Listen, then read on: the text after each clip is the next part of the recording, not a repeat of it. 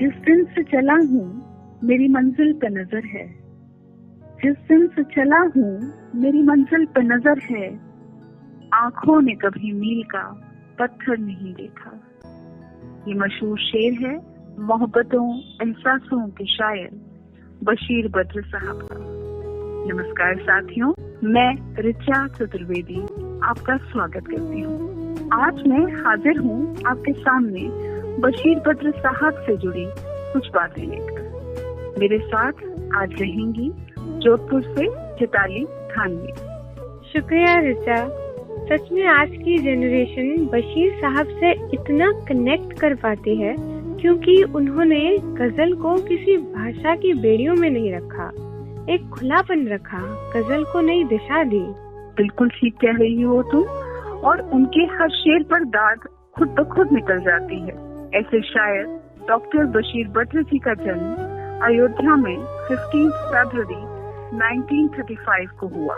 15 फरवरी 1935 को जन्मे थे डॉक्टर बशीर बद्र।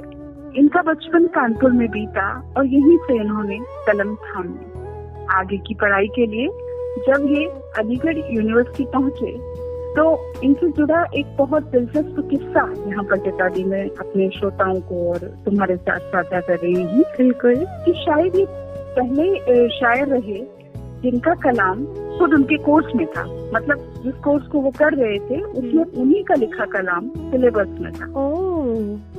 हाँ, तो ये एमए कर रहे थे उस टाइम, और ये जिस कोर्स में पढ़ने गए थे वहाँ ये पढ़ाए जा रहे थे।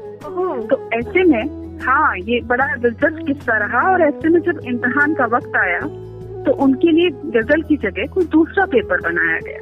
मुझे लगता है इसी बात को बयान करता उनका एक शेर, हम भी दरिया हैं हमें अपना हुनर मालूम है, हम भी दरिया हैं हमें अपना हुनर मालूम है, जिस तरफ भी चल पड़ेंगे रास्ता हो जाएगा।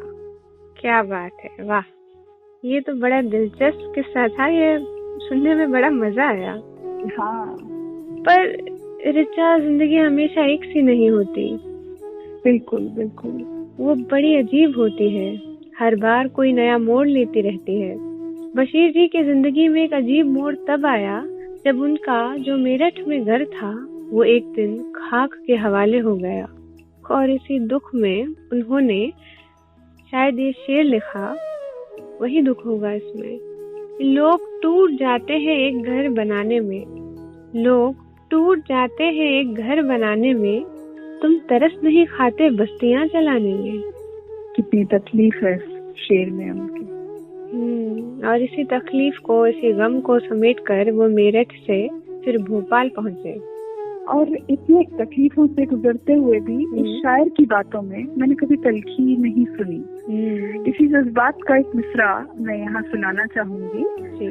दुश्मनी जम के करो, दुश्मनी जम के करो, लेकिन ये गुंजाइश रहे, दुश्मनी जम के करो लेकिन ये गुंजाइश रहे, जब कभी हम दोस्त हो जाएं तो शर्मिंदा न हो। वाह, क्या बात है! मतलब दुश्मनी में भी अदब की बात कही है उन्होंने। बिल्कुल, एक अदब से दुश्मनी करने की सीख देता हुआ उनका ये शेर। पर इस तलखी को बुलाना भी बड़ा मुश्किल काम है। और इस मुश्किल भरे सफर में उनकी जो हम सफर रही डॉक्टर राहत जी, उनकी धर्म पत्नी, उनके बड़े करीब रही, हर वक्त उनके साथ रही। वो उन्हें अपने साथ मुशायरों में भी ले जाया करते थे उन्हें, और उन्हीं के इंस्पिरेशन से प्यारा सा घर उन्होंने फिर से बसाया भोपाल में, और फिर से गजलें लिखना शुरू की। और इसी जिंदगी से की गई नई मोहब्बत के वाबस्ता इस मोहब्बत के शायर का एक शेर अर्ज करती हूँ। प्यार की नई दस्तक दिल पर फिर सुनाई दे, चांद सी कोई सूरत ख्वाब में फिर दिखाई दे, किसने मेरी पलकों पर तितलियों के पर रखे, किसने मेरी पलकों पर तितलियों के पर रखे, आज अपनी आहट भी देर तक सुनाई दी। क्या बात है! और मतलब वाकई और मोहब्बत के शायर के इसी खूबसूरत मिजाज की दो मिसरे में अर्ज करना चाहूंगी। बिल्कुल। सुलगती धूप घनी चांदनी सी होती है, सुलगती धूप घनी चांदनी सी होती है, तुम्हारे साथ ये दुनिया नई सी होती है। क्या बात, बहुत एक और मिसरा है। पत्थर मुझे कहता है, पत्थर मुझे कहता है मेरा चाहने वाला, मैं मॉम थी उसने मुझे छू कर नहीं देखा। सही में दिल से आह निकलती है उनके मोहब्बत वाले शेर सुनकर। बिल्कुल, उनकी मोहब्बत वाले शेरों से आह और वाह खुद ब खुद निकल आती है। जी, उन्हें कहते तो है मोहब्बत के शायर, पर मुझे लगता है उनके शेरों में और भी कई आयाम है मोहब्बत के अलावा। मुझे उनके फिलोसॉफिकल शेर बड़े अच्छे लगते हैं। सुनाओ कुछ।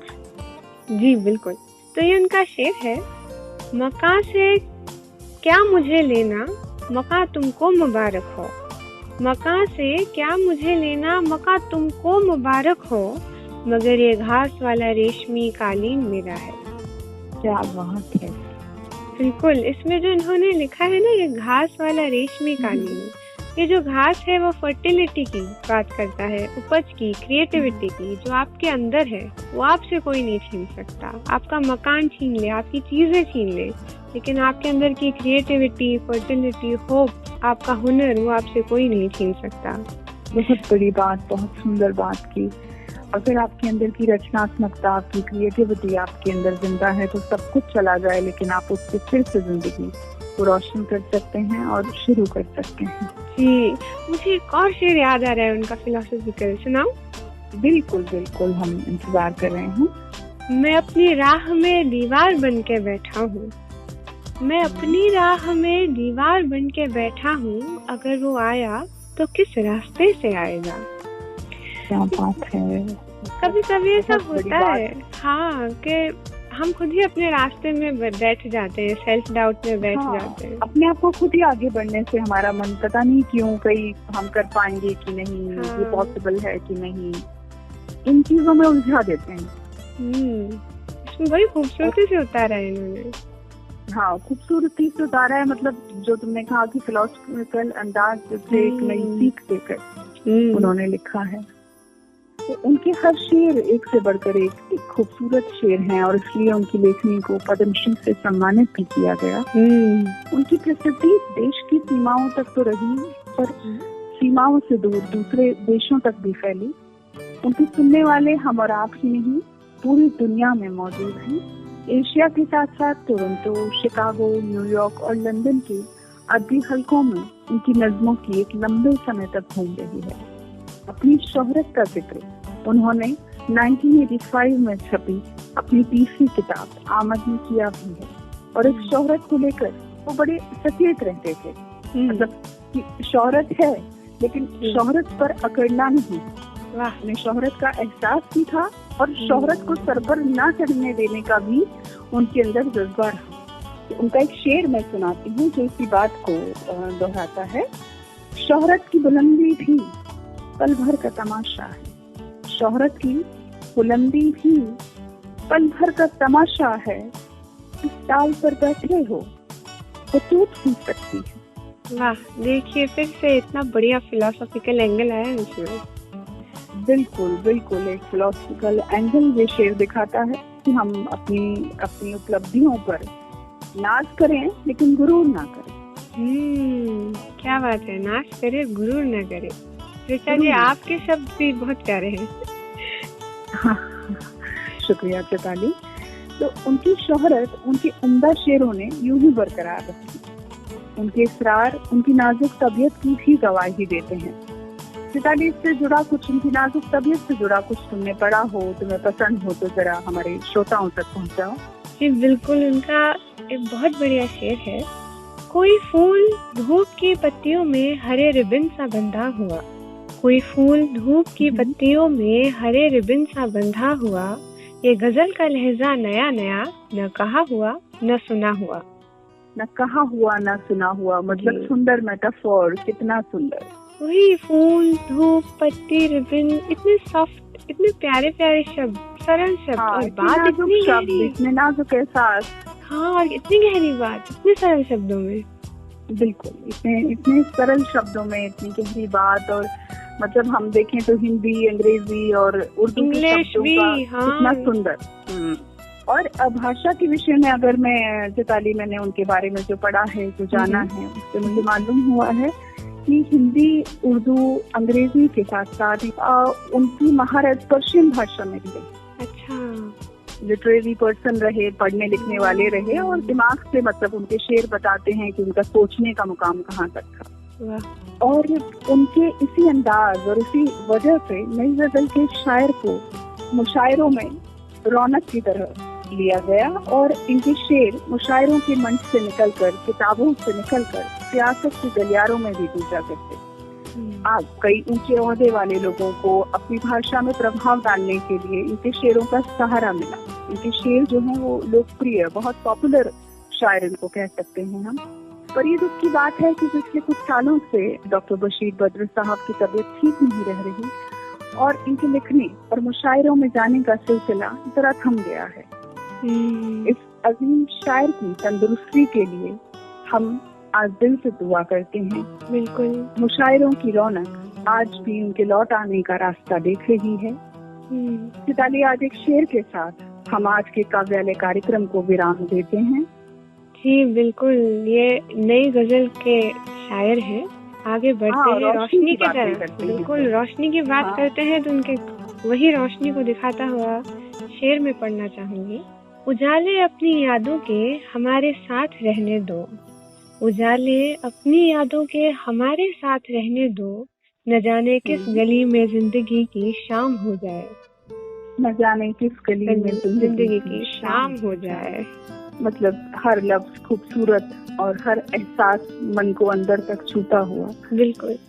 वाह डॉक्टर बशीर बद्र साहब, आज हमने मैंने और चैताली ने कोशिश करी कि अपने श्रोताओं तक सीमित समय और सीमित अपने शब्दों में आपके बारे में कुछ कह सकें, अपना आदाब पेश करने की एक छोटी सी कोशिश। हालांकि इतने बड़े शायर को इतने कम लफ्जों में बांधना बहुत मुश्किल है। शायद श्रोताओं के मन में एक बात रह गई होगी कि फिर से इस पर कुछ जिक्र हो, कुछ चर्चा हो।